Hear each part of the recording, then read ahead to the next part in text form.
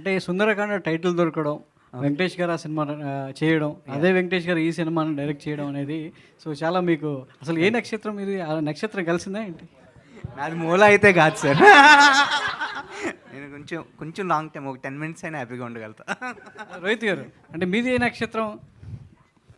స్వాతి అండి. స్వాతి నక్షత్రం. మరి మూల నక్షత్రంకి వెళ్ళి ఈ సినిమా రావడం అనేది సో మీ క్యారెక్టర్ సో ఎంతవరకు ఆడియన్స్కి బాగా కనెక్ట్ అవుతూ వాళ్ళ నక్షత్రాలను గుర్తు చేస్తూ ఎంటర్టైన్ అవుతుంది? అంత జాతకాల సినిమా కాదండి ఇది.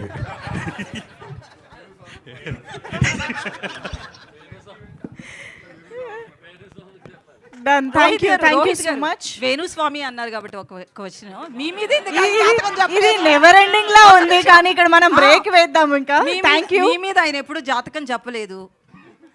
నా జాతకం తెలియదు అనుకుంటా అండి. Thank you so much for this lovely interaction with the team.